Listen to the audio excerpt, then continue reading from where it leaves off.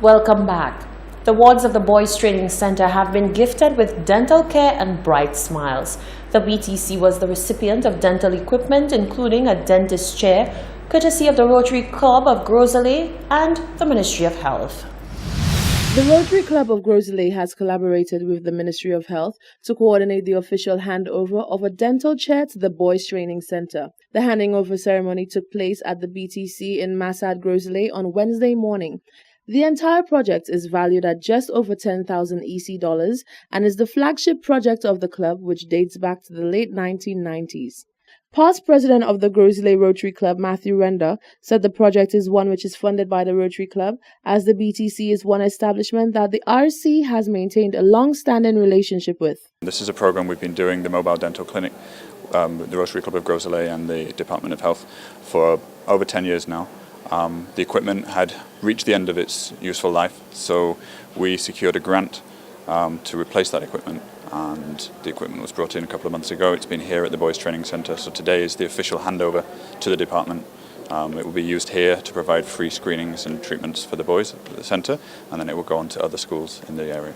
So we've done a number of initiatives here at the centre. There's a 40-foot container on the other side of this building, which we originally installed several years ago for the computer lab. The computer lab is now in this building behind us, and the container is being used for administrative offices. Every year we pull together and we buy Christmas gifts for the boys. We hand them over, we have a little get-together with them. Some of our members come and do basketball and football with the boys as well. So we continue to work with the centre. Health Minister Mary Isaac said through the donation, the boys will be having free dental care, which goes towards them being in good health and encourages them to take good care of themselves. It is very important that these kids receive that sort of care, and they actually get in it on compound. So it goes towards helping the whole holistic view of care, health care for that group of students. The whole dental program has been in the works for a while, but they did not have the ProCare unit that has now been donated by the Rotary Club. That is the unit that houses all the different pieces of dental equipment that the dentist uses to clean the teeth, to do the fillings and stuff like that. So now they have a complete package. So will there be an... Meanwhile, a grateful Patrick Ferron, who is the BTC's senior counselor, said the donation is sure to help the boys in more ways than one. We know that one of the things we're challenged with is getting these boys who they're not from the higher socioeconomic strata in society, and many times by the time they come here, we realize that there may be significant dental problems that they have had to deal with, and if we can capture their health at a certain point, then we can help them to, if they're here for 6 months or a year, we can help them to get back to their society, their home environments in a much better way than when they came here. A representative from the Ministry of Health through the Grosley Polyclinic will be making regular visits to the BTC to cater to the boys' dental hygiene needs. Reporting for Hot 7 News, I'm Rochelle Gonzalez. The local leg of roadshows promoting the concept of safe schools and the implementation of the Model Safe School program in the Caribbean was executed recently at several schools on island. We have more in this report. The activity, complete with mascot, jingle, and roadshow paraphernalia, took the format of a school assembly. It is being used as an exciting and entertaining way to sensitize youth, teachers, parents, and the public on the processes that result in safer and greener educational facilities, as well as to inform them of the implementation of the project, its aim, and the role they play in ensuring its success. Project coordinator Bernes Kutra says the activity, funded by the Caribbean Development Bank (CDB) through the Caribbean Disaster Emergency Management Agency (CDEMA), addressed key topics during the series of events. With this program, we are going to look at many areas in your school that we are going to try to make safe. And we are going to look at things like the green components, like planting of trees and flowers, taking care of the environment, so that you will not litter, you will put your garbage in the bins, you will get rid of your garbage properly.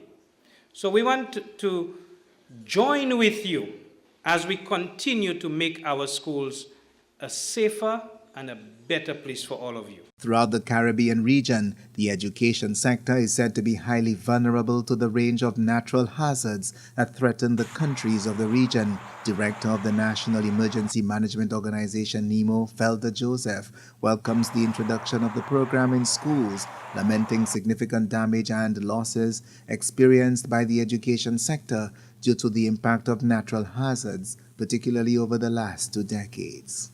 School safety is very, very important, and we need your support from this very young age to indicate to the rest of the world, to indicate to the rest of St. Lucia that we need to place emphasis on safe schools, making sure that your school, that your environment is safe. There are a lot of things that can cause harm to you, even within your school environment. And there are things that you can do to stop that from happening. In order to address some of the evident vulnerabilities of the education sector, a toolkit was developed by the Caribbean Disaster Emergency Management Agency, CDEMA, to guide governments on the development of national safe school policies and to offer tools for assessing the level of safety and the greening of schools in member states. From the Communications Unit of the Ministry of Education, Innovation, Gender Relations and Sustainable Development, I am Chris Satney reporting.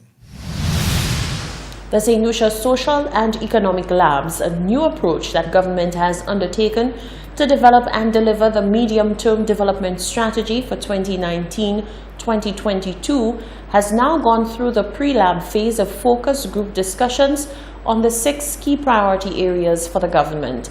The key priority areas comprise tourism, agriculture, infrastructure, healthcare, education, and crime. More in this report. Permanent Secretary in the Department of Economic Development, Transport and Civil Aviation, Philip Dalsu, said he is pleased thus far with the outcome of the first 2 weeks of the Social and Economic Labs. Completed is the pre-lab phase, which engaged various stakeholders from across the island in intense discussions on creating a vision and core priorities for the 6 areas government has identified to develop a medium-term development strategy for St. Lucia. Once we had established the vision and what we would like to accomplish in each of those sectors, the second week has been devoted largely to problem solving. What are some of the key issues impacting some of the critical projects and priorities in those sectors, and how can we solve these problems? Dalsu noted that each focus group identified specific priorities for their sector. Infrastructure focused on the development of the road network, air and seaports to create capacity for economic growth. Tourism identified a number of hotel concepts across the island that investors would find attractive, while crime focused on the areas of crime prevention, detection, and improvements in the justice system. In agriculture, the discussion revolved around the 7 priority crops that the government has identified, and how can we actually encourage farmers to grow those crops. In the area of education, there was quite a bit of discussion on technical vocational education and Mr. Arthur Lewis Community College. Essentially, what are some of the factors that, where the education sector should be heading? So there was quite a bit of discussion there.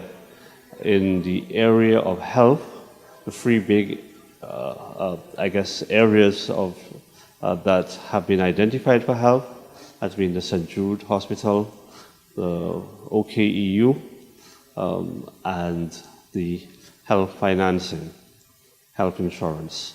Honorable Guy Joseph, Minister for Economic Development, Housing, Urban Renewal, Transport and Civil Aviation, said growing the economy should be important to the entire country. He added that government has welcomed the involvement of the various stakeholders participating in the planning process. The work of developing St. Lucia is not the responsibility of just the government. And too many times the focus is just on that of government ministers and being held accountable for everything. At the end of the day, if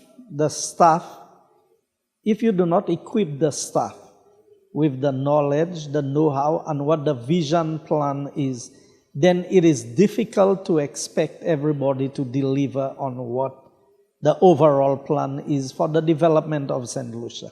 And so the development of the midterm strategy, which is where we want the country to be, is something that is clear to the Cabinet of Ministers. But getting buy-in from all of the stakeholders, whether in the private sector or in the public service, is very important. Over the period December 3rd to the 14th, the Social and Economic Labs will focus on detailed implementation plans for the identified projects, some of which are expected to feature in the government's 2019-2020 estimates of revenue and expenditure. For the National Competitiveness and Productivity Unit, Glenn Simon reporting. If the people can't readily get to the vendor, then the vendor must find a way to get to the people. Fish vendors are finding it increasingly difficult to sell their catch near the Castries market due to restrictions by the Castries Constituencies Council. However, one man has found a way to bring the fish to the people. He decided to transport his catch via bicycle. Let's take a look.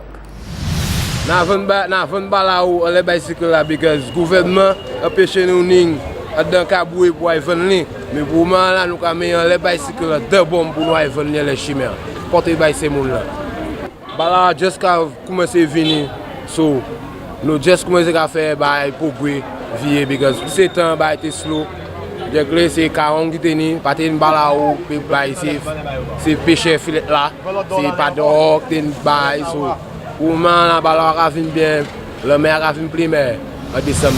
You're watching the Hot 7 Nightly News. Coming up, sports news with Tennyson Glasgow.